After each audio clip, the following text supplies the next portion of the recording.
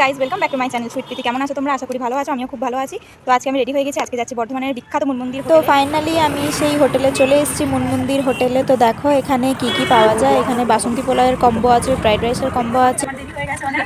তো তোমার কাছে কি আছে কি বলে দাও। আমার কাছে ফ্রাইড রাইস, বাসন্তী পোলাও, মিক্স ফ্রাইড রাইস, এদিকে চিকেন কষা, চিকেন চাপ, চিলি চিকেন আর মাটন। তো কোনটা কি দাম আছে?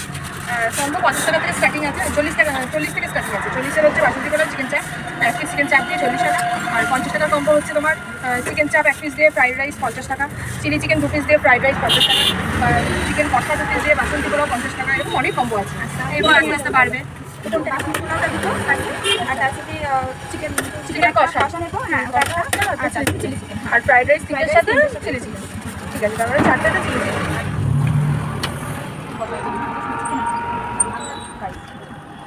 রাইসটাও নিয়ে নিয়েছি, চলো বাড়িতে টিকিটে টাটা করে দাও।